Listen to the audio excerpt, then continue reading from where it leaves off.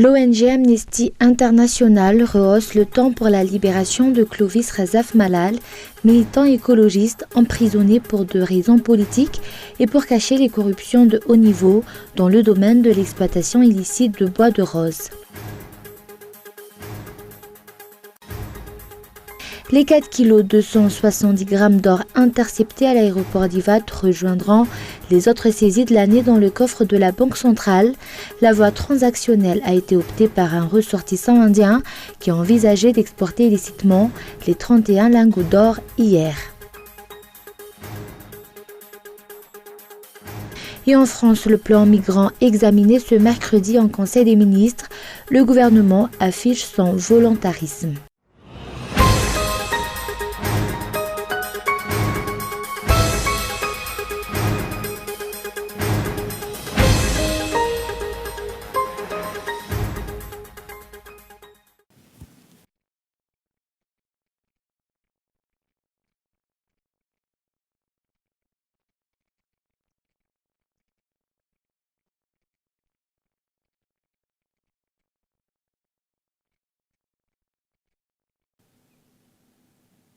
Bonsoir à tous et merci d'être fidèles à ce rendez-vous avec l'actualité en français sur Cool TV.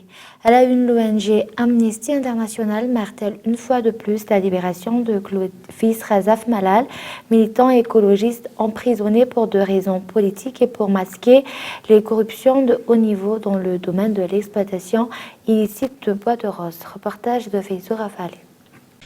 Dans le cadre du 120e sommet sur les droits politiques et civils tenu à Genève le 10 et 11 juillet, l'ONG Amnesty International a pour la deuxième fois recommandé à l'État malagasy la libération de Clovis Razaf Malal, militant écologiste détenu pour des raisons politiques ayant dénoncé le trafic illicite de bois de rose et d'autres bois précieux dans le cadre de son rôle de coordinateur de la coalition Marouantsecha Lampuno. Par la suite, il a été arrêté pour la destruction présumée de biens et de documents publics au cours d'une manifestation à laquelle il n'a pas participé, inculpé de rébellion, de destruction de documents et de biens publics et d'incendie. Il est encore aujourd'hui derrière les barreaux à un Balatavoang Tuamas depuis plus de 9 mois. Selon ses collaborateurs auprès de la coalition CNPE, qu'une demande de liberté provisoire n'a abouti à rien. Un dialogue avec le ministre de l'Environnement a également été sans suite positive. Rappelant qu'au mois d'avril, cette ONG s'est adressée au gouvernement en affirmant que les autorités malgaches doivent libérer immédiatement et sans condition un militant écologiste détenu pour des raisons politiques.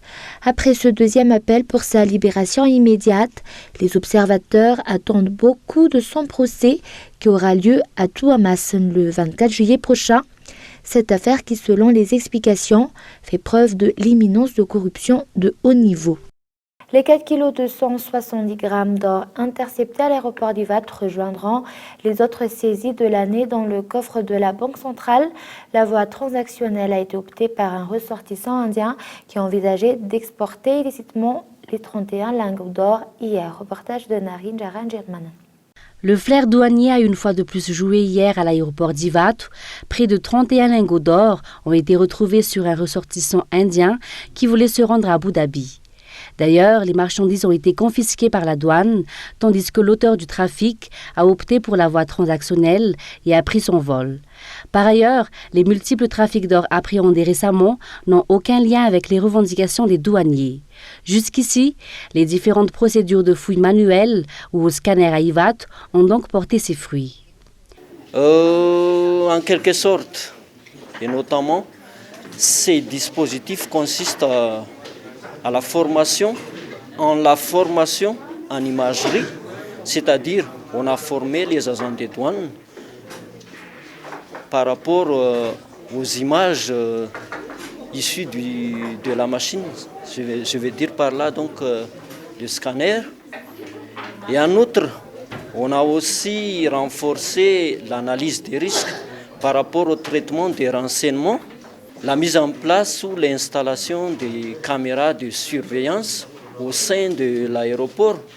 Cette année, donc, on a pu découvrir donc, aux environs de 27 kg de lingots et c'est-à-dire en exportation illicite. Par contre, pour la déclaration réglementaire, on a atteint jusqu'à 1 tonne 300 kg pour le moment, c'est-à-dire 1300 kg. Les douaniers en poste dans cet aéroport ont remarqué des images suspectes lors du passage de son bagage au scanner et pensent même que les techniques utilisées par les suspects sont de plus en plus travaillées. La lutte contre l'exportation illégale des patrimoines nationaux représente encore un travail de longue haleine à Madagascar. Force est de constater que les enquêtes liées au trafic d'or restent toujours sans suite dans le pays. Et toujours sur ce plan économique, les discussions sur la diffusion d'une nouvelle gamme de billets à Madagascar continuent. Pour une association d'économistes, ce projet changera entre autres les habitudes quotidiennes de la population malgache, notamment les nouveaux billets de 20 milliards, et la communication reste également insuffisante. Reportage. Diffusion d'une nouvelle gamme de billets, les discussions continuent si les nouveaux billets seront mis en circulation dans 5 jours. Selon les explications d'un économiste, ce projet changera entre autres les habitudes quotidiennes de la population malagasy. Le renouvellement et l'émission de nouveaux billets de banque à Madagascar, surtout le billet de 20 milliards, va changer le comportement des agents économiques en général dans leur quotidien. Ça va aussi répercuter dans les activités économiques, surtout les opérateurs économiques, dans l'incitation vers l'économie informelle et l'économie souterraine, puisqu'il est fort probable que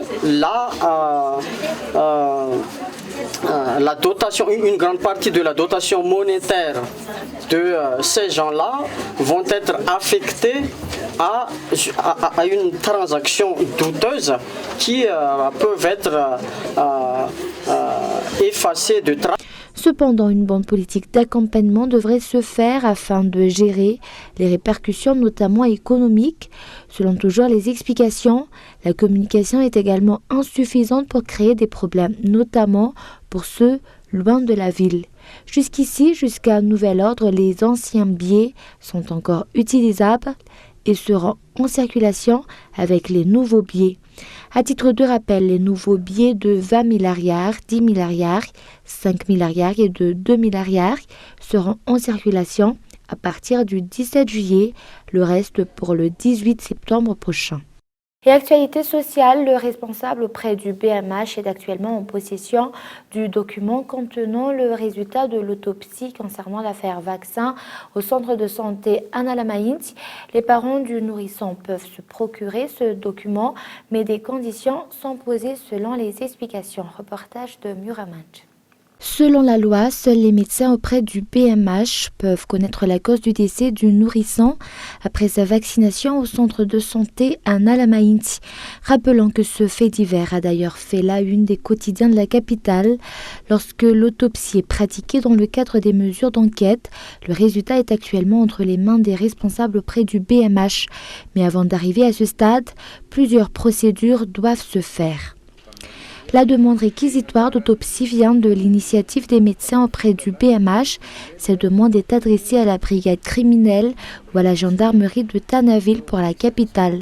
Il leur incombe de réquisitionner le service mortuaire auprès de l'hôpital, soit le Agiera, soit l'OMI pour Antananarivo. Après avoir procédé à l'autopsie, ils rédigent le résultat qu'ils transfèrent au BMH pour un enregistrement. Selon la loi, le résultat de l'autopsie est classé comme étant un secret médical. Exceptionnellement, les parents souhaitent obtenir ce document, mais ils doivent avoir les pièces indispensables pour ce faire. Les parents n'ont pas un droit acquis à la possession de ce document en tant que secret médical. Néanmoins, le procureur ou encore l'autorité adéquate qui a l'habileté face à cette affaire peut nous envoyer une demande ordonnant la remise de ce document à la famille souhaitant l'avoir. C'est seulement dans ce cas que nous pouvons délivrer ce document. Le document contenant le résultat de l'autopsie constitue la pièce principale afin de pouvoir entamer une poursuite judiciaire. Cette poursuite dépend totalement du résultat de l'autopsie. Une poursuite est donc à prévoir, soit contre le ministère responsable, soit contre l'agent de la santé. Et avant de passer aux actualités internationales, les journalistes ont leur rôle dans la communication lors des saisons de catastrophes naturelles. À Madagascar, la préparation aux catastrophes naturelles fait défaut pour la population comme pour les responsables étatiques. Reportage de Michael Ramarla. D'après les études effectuées par CERED, au Centre d'études et de recherche démographique, la préparation aux catastrophes naturelles fait défaut à Madagascar. La population fait toujours face aux catastrophes naturelles qui frappent le pays malgré les campagnes de sensibilisation. Il faut ainsi renforcer cette préparation.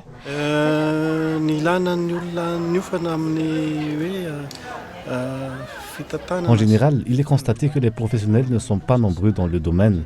De ce fait, nous avons tous tendance à faire face aux catastrophes naturelles sans se préparer, alors que normalement, la gestion des risques doit être renforcée. C'est pourquoi nous avons besoin de professionnels et nous devons aussi leur donner l'opportunité de partager leurs expériences.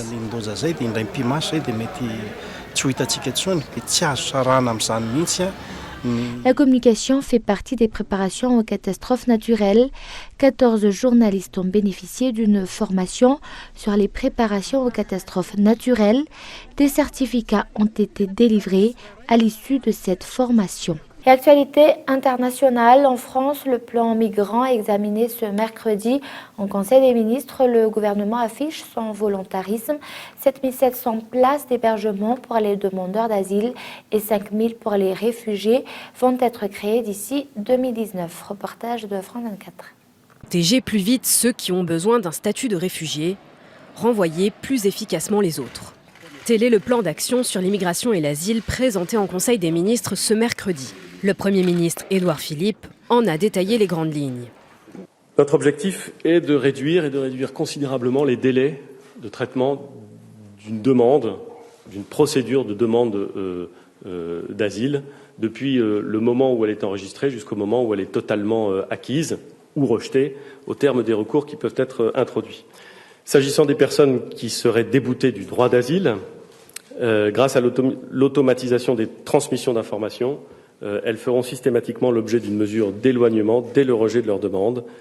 La France compte 83 000 places pour les demandeurs d'asile.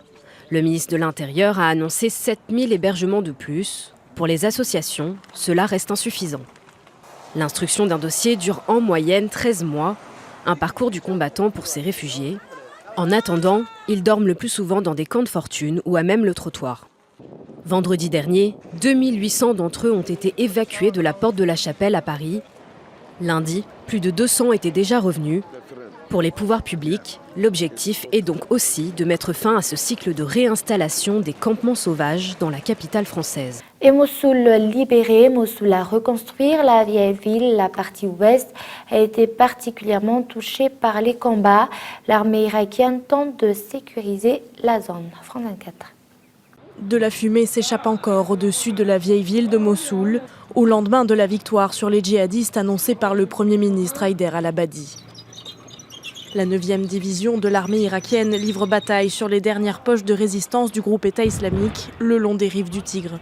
Des attaques aériennes soutenues, de l'artillerie lourde et des tirs de mitraillettes ont secoué la vieille ville pendant des heures. Le commandant de ce bataillon, conscient de la longueur des opérations, minimise l'intensité des combats. Les choses sont très simples, il s'agit de cellules en sommeil, de tunnels et de sous-sols que le groupe État islamique utilise pour se cacher. Les djihadistes tentent d'en sortir et d'attaquer l'armée irakienne. Mais nous sommes ici pour contrer ces attaques avec des armes légères, c'est notre travail. Les djihadistes ne contrôleraient encore que quelques centaines de mètres carrés, mais les rues étroites de la vieille ville rendent la phase finale de la bataille encore plus délicate. Les forces irakiennes avancent lentement, maison par maison. Les derniers membres du groupe djihadiste ne seraient plus que quelques dizaines, voire quelques centaines. On ignore encore combien de civils restent piégés dans Mossoul. La ville, elle, est quasi entièrement détruite. Selon les Nations Unies, la reconstruction des infrastructures de base pourrait coûter près d'1 milliard de dollars. Et avant de se quitter, je vous rappelle les grands points de ce journal. L'ONG Amnesty International rehausse le temps pour la libération de Clovis Razaf-Malal, militant écologiste emprisonné pour de raisons politiques et pour cacher les corruptions de haut niveau dans le domaine de l'exploitation illicite de bois de rose. Une fois encore, la liberté d'expression et liberté à Madagascar est remise en cause. Les 4 kg 270 grammes d'or interceptés à l'aéroport d'Ivat rejoindront les autres saisies de l'année dans le coffre de la Banque centrale. La voie transactionnelle a été optée par un ressortissant indien qui envisageait d'exporter illicitement les 31 lingots d'or hier. Et enfin, en France, le plan migrant examiné ce mercredi en Conseil des ministres. Le gouvernement affiche son volontarisme. 7700 places d'hébergement pour les demandeurs d'asile et 5000 pour les réfugiés vont être créées d'ici 2019. Et voilà, c'est la fin de ce journal. Merci de votre fidélité. Au revoir et bonne soirée à tous.